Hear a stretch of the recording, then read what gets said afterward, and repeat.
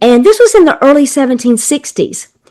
And he said, I think it was February 1761, John Adams said of that court case, he said it was on this day that independence was born. You are listening to Historyman, the platform for historians, curators, and authors to tell their stories of the American Revolution. Walk in the footsteps of heroes and proclaim freedom reigns. On today's episode, we are with Cam Molineux. I hope I got that right, Cam. Cam Molineux. Real close. Author of The Spirit of a Revolution and The Mind of a Revolution. 2 books that she's put out. And she's excited to share with us. And quite frankly, the reviews on these books look really good. So congratulations to you, Cam. The author process, the writing process is a bear. It's not for everyone to be able to take your thoughts and your research and put it into a form that people are educated and entertained with. And that's a tough job, and it takes a talent, and you obviously have that talent. So tell us a little bit about how you got into this, and tell us a little bit about the books. Okay, sure. First of all, thanks for having me. I've been excited about this. This is great to be able to be here and share. I'll start with how I got into it. First, about 12 or 13 years ago, well, probably more like 15 years ago, my husband and I had a growing concern for our country. And it wasn't tied to a particular administration or anything. We were just learning a lot of information about America's history, recent history, that concerned us. And so that was kind of part one. And then part two was, and you probably won't believe this because you've met me and you know I'm this petite Southern belle, but I used to be a licensed residential builder and had my own construction company. And how that ties in is with the collapse of the housing industry in 2008, all of a sudden I had tons of time on my hands. And so I spent lots of time at the state archives studying my family tree.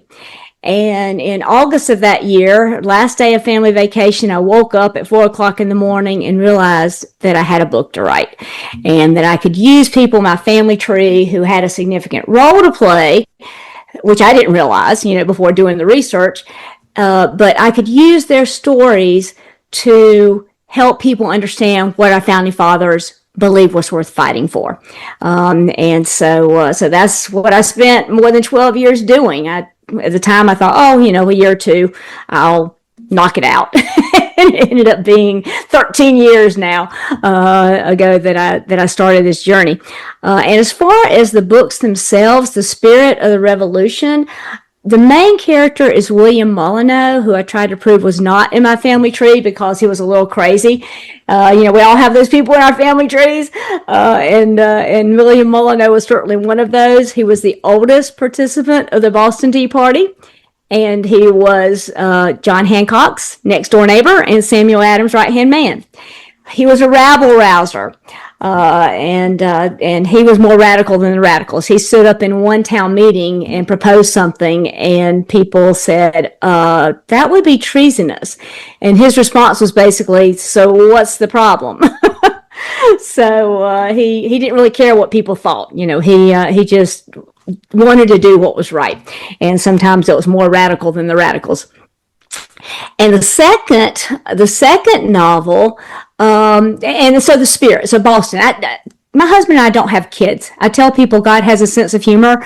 We don't have kids, and I only went through history class one time. When you have kids, you go through history class more than once. And I just went through it one time, and I had no clue as to how crazy Boston was. But it really was a crazy place, tar and feathers and that kind of a thing. And it was interesting to study. The second novel, The Mind of a Revolution, it took me 8 years for the first one and 4 for the second. The Mind of a Revolution is about Edmund Pendleton. And he was basically William Molineux's polar opposite. He was a statesman. He was an attorney. He was friends with George Washington.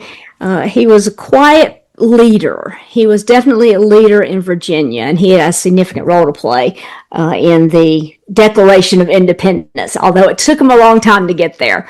My story has Edmund Pendleton as the main character. Patrick Henry is my antagonist. And most people are kind of surprised by that.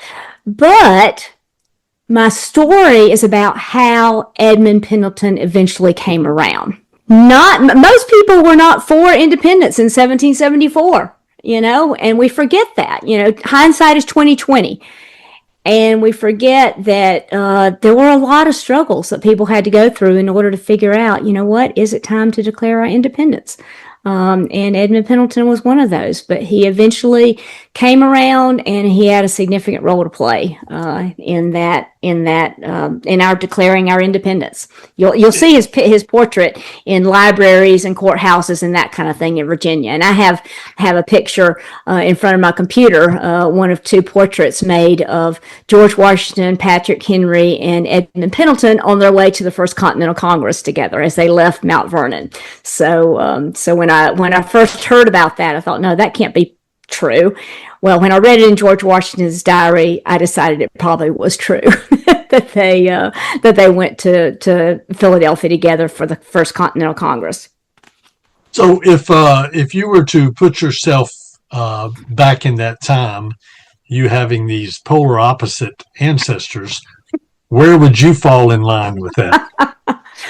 Well, when I first started reading about Edmund Pendleton and it talked about him being a conservative, I said, wait a minute, I'm confused. I'm a conservative and I would have been for independence. Well, I eventually had to realize, no, back then conservative was, we're not rushing off to war. And so I could relate to Edmund Pendleton's personality a lot more than I could to William Molineux. It took me a long time to figure out William Molineux's personality because he was just kind of all over the place. And so when I started this journey, I would have said I would have been for independence. But then when I realized the struggles that real people had to go through, I decided, you know what? I would have really been struggling. I mean, I'm very loyal. And I was just reading this morning that the word loyalist, that wasn't used early on. Patriot was, but loyalist wasn't. And I think that my personality is such, I would have been loyal to the homeland. I mean, it's like being loyal to your parent. But there were so many different things that happened along the way that it became obvious that it was finally time to declare our independence. So how much of that and those decisions that these ancestors of yours made, how much of that was tied to their age at the time? That's an excellent question. I love that. Edmund Pendleton was in his 50s around the time of, my second novel, 74 to 76, mid 50s. And Patrick Henry was about 15 years younger. So I talk about Edmund Pendleton being older and wiser. He had some gray hairs, and he realized that you don't just rush off to war without thinking about it. And, he was old enough to remember the fairly recent French and Indian War. And you lost loved ones, and that's no small thing. You don't just, and declaring our independence equals war, basically, back then. And so he knew that was not something that you just wanted to rush into. And he also realized that you needed to take time to be prepared. That's another way I can relate to Edmund Pendleton. I tend to over prepare at times and, love details. And he realized we needed foreign allies. We needed to have our supplies in order. And when you're younger, you tend to just say, no, we're just going to go beat them up. I have one scene in my book where Edmund Pendleton is training some of his relatives who wanted to study law. And by the way, Thomas Jefferson was jealous of Edmund Pendleton's library. So that tells you something about the respect that Edmund Pendleton had in Virginia. But I have one story, I call it homeschooling. Edmund Pendleton was a homeschooler, at least for, older students. And one of the guys, 15 years old, got up and said, hey, I just want to go fight.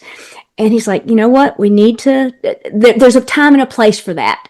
But we need to take time to prepare and we need to make sure it's the right thing to do, because independence was not something to be taken lightly. And you need to decide, was it necessary? I mean, obviously, if you don't have to go to war, then it's probably not the thing to do. But if you need to, you need to be able to stand up and say, yeah, we need to go to war.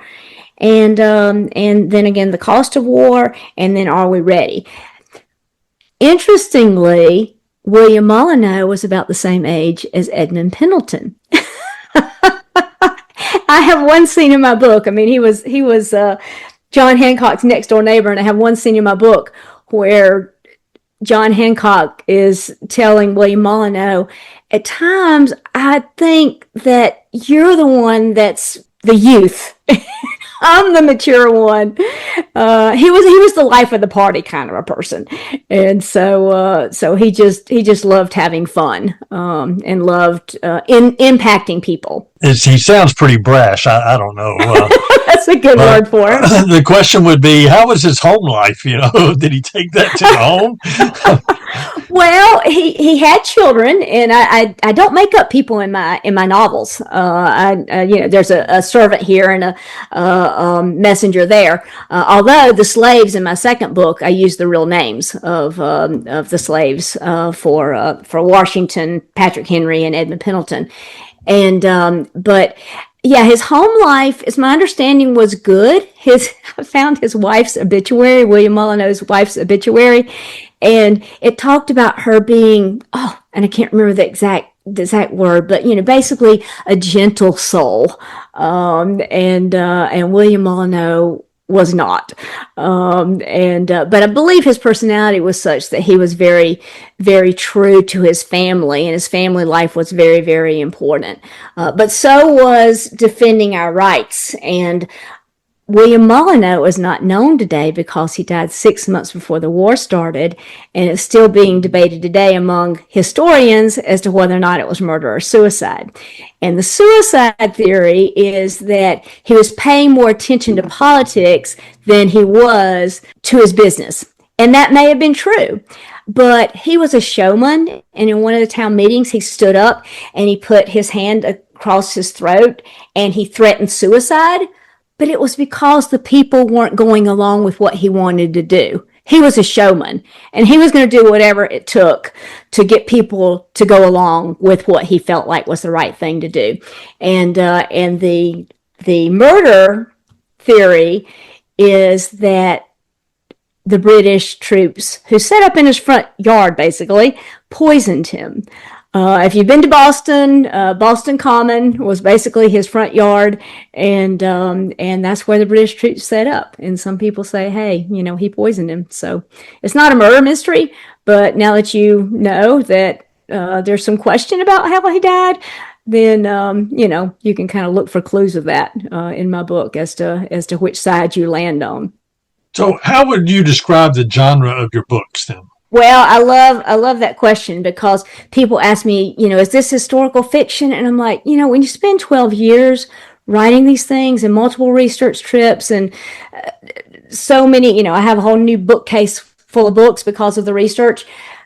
I don't like calling it fiction, but technically it falls into that category. I try to stick as close to the historical story as I can and not make things up, but you have to make up, when did they say these things, or who were they talking to, and what day, and that kind of a thing.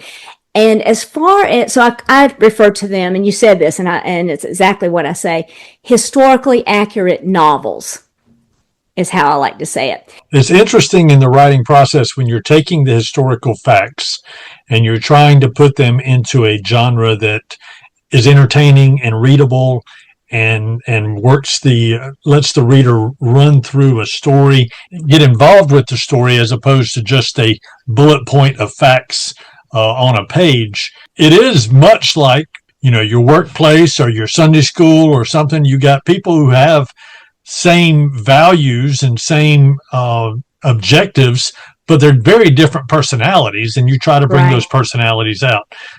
Sounds like you have done that. So yeah, and I've tried. And as far as who would enjoy it, I wrote it originally thinking of politically conservative men. And then I would be in the foyer at church pitching to that demographic. And the wife, after I finished my pitch, would say, yeah, it sounds like something he wants to read. And I want to read it. I want my kids to read it. And I would say, wait a minute. I'm supposed to narrow my target market. As opposed to make it broad. But I eventually learned it was not so much about age or gender as much about someone who loves our country and wants to learn more about our country or teach the next generation about our country. So homeschoolers love what they call living books.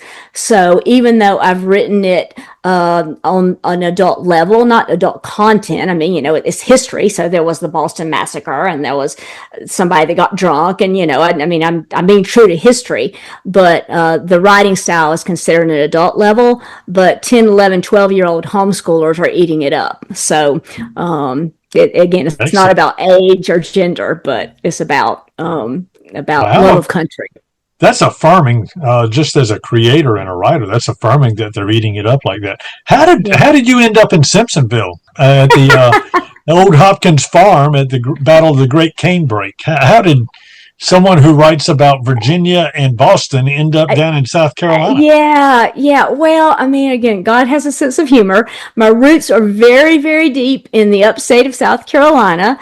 On one side of the family, on the other side is in North Carolina. So I'm a Carolina girl through and through, lived outside of these states just a few months of my life, and that was as a baby.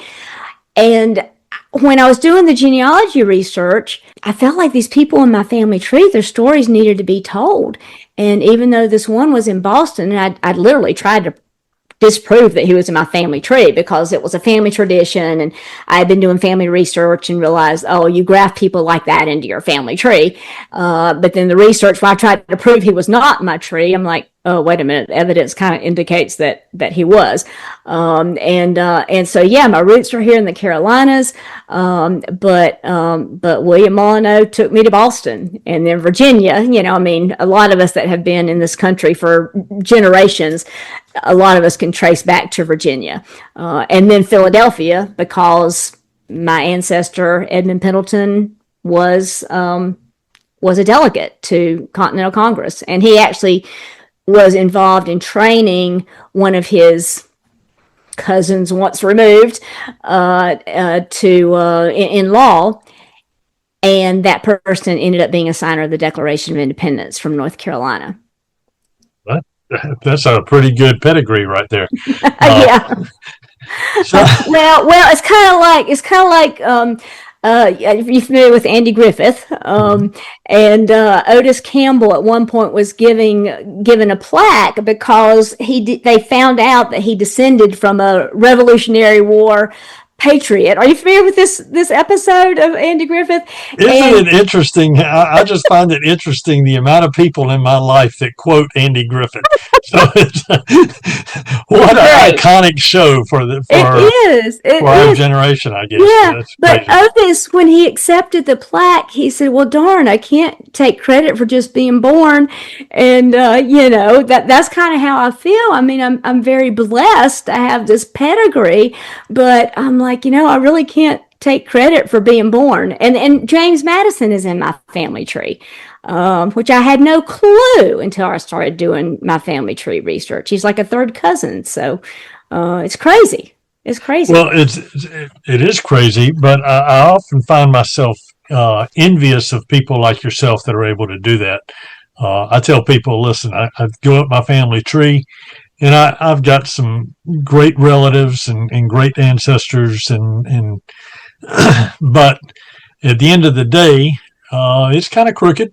And I tell people I'm an American at the end of the day. And so what does it mean to be an American? And so having people buy into that American experience is ultimately what we're trying to accomplish, not only here at Historyman, but I would imagine you too, trying to write these books that you're trying to get people to buy in to that, what it means to be an American. And we thank you for that. As we move through, though, we do come to this time where we ask our guests, what does freedom mean to you? Well, and I don't know if I'm using this term technically correct. I did a little bit of research on it, but I felt like I could go in lots of different directions with this question. But what I kept coming back to was the fact that freedom to me means the right to self-govern. And I don't mean that there's not a place for laws, but maybe being autonomous is a way of saying it, a better way of saying it.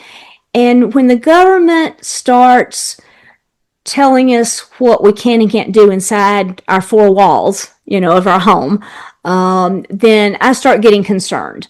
And there were so many things, especially in Boston, that happened. And I had two readers after they read it, and this was several years back. And they said, I kept stopping and asking myself, is she talking about now or then? And so I was shocked at how much I read that I could relate to, and the rights that were being taken away. And it started, which I had no clue about this, but it started with a right to privacy court case. Some of the listeners may be familiar with James Otis, who was an attorney, and William Molineux was one of 63 men who were part of a court case that James Otis was the attorney for.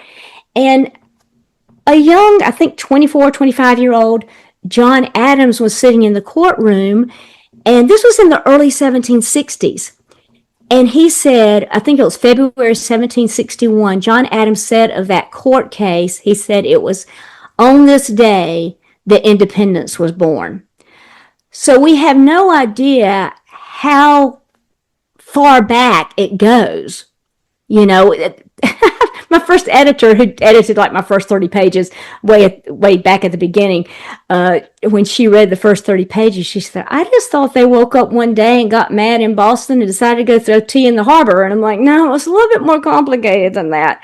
But there were other rights that they were wanting to defend over the period of 15 years.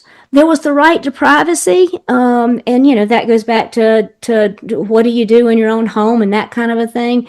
And although it had to do with smugglers, so the patriots weren't always just the good guys, but there was kind of an understanding with Britain. It's like, what, the taxes are too high, we're just gonna kind of ignore what you're doing. But then they decided, hey, you know what, we're not going to ignore it any longer. But there was a standing army during time of peace. They passed a law where you were going to be required to house troops in your home. I mean, it was a little crazy. Right to assemble. One of the things that surprised me was the right to a jury by a trial by jury of your peers. And I believe, if I remember correctly, I think that's in the Declaration of Independence. I'm not positive, but I think it is. And I was I had to stop and think, wait a minute, where did that come from? And then I started to think, well, what would I be thinking if it was just one judge who was making the decision? So there's so many different things that freedom means to me, especially after studying for 12 years. I mean, my knowledge is very, specific, very narrow as far as the time and place. But taxation without representation was certainly there. But there was a whole lot more than just taxation without representation. I mean, there's a reason that we talk about we the people, That's right. And that's right. And that's significant. Well, it's interesting too. We've taken civics out of the classroom. We've taken them out of the schools, and so, which is a terrible thing. It's terrible that we don't revisit these moments, and not only in the courtroom but in society. What were we fighting for? I tell people all the time, this was not a mob by any stretch of the imagination. They spent years deliberating, arguing, debating back and forth. What exactly unites them? What exactly are they upset about? Where does government draw the line with the private citizen? Where does the private citizen draw the line with the government? How did they set this up? And I talk about even the charge of the jury that William Henry Drayton made in 1774 to the grand juries in Camden and Sherall and Georgetown. He said, you set up this government based on these rights that you claim to have, these constitutional rights, and that government in turn set up these laws out of the parentage of those rights. You can't just walk away and pretend like it doesn't exist, or like that your job is done. You're a part of the community. You have to make sure that the law and the government act in the way that you set them up to act and still uphold your constitutional rights. Otherwise, and he would say, it would show a treasonable contempt of those constitutional rights out of which the laws arise. And we don't talk about that kind of stuff anymore. We just kind of wake up in the morning, go about our day, and we don't really think about what exactly we're doing. And so all of a sudden laws are passed and we feel like we don't have a say so, and we feel like it doesn't affect us. And it does, and we still have a responsibility to those things. And I wish civics would come back into the classroom.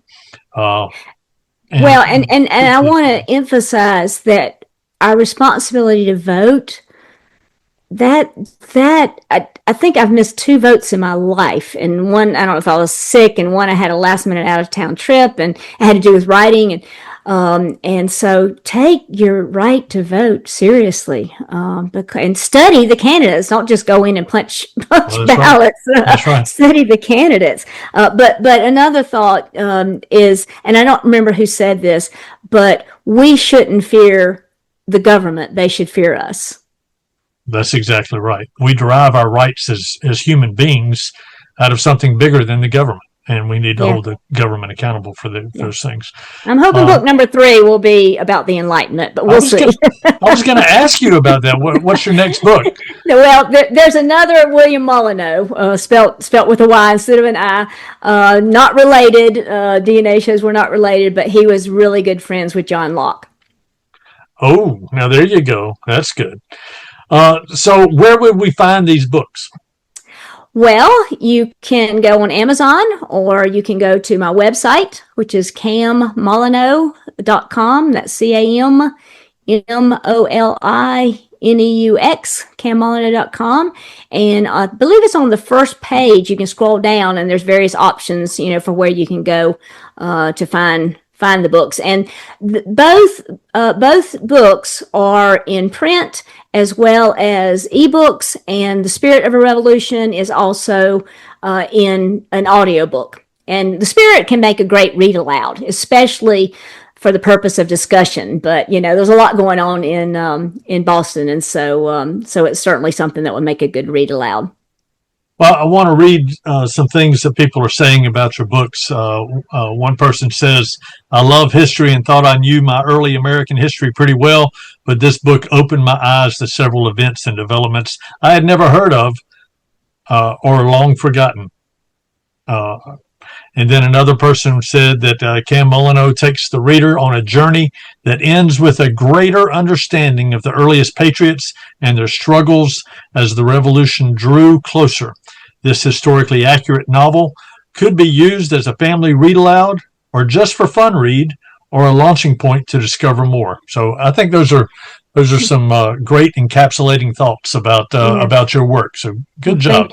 Thank you. And on my website as well, with the 250th of so many different things coming up, you can also find a page that talks about how to party like it's 1776.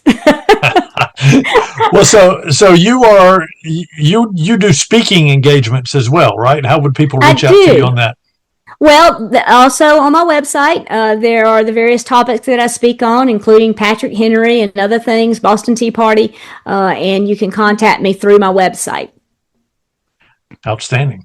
Well, thank you so much for coming on board with us. We look forward to seeing you again at various events around the state as we celebrate the 250th anniversary of the United States. And we know that, here in South Carolina, we know that the war was won here, but South Carolina has ties to all these places you write about. Certainly, we got on board united with the Boston struggle. And I should mention this, since we're talking about South Carolina. Edmund Pendleton's nephew, Judge Henry Pendleton, is who the town of Pendleton is named after. I was going to ask you, is this the same Pendleton family? And Yes. thank you for making that connection. Good job. Yeah. Well, thank you so much for coming on board with us. And we look forward to seeing you and hearing from you again with your next book that you got coming out. Thank you so much for having me. All right.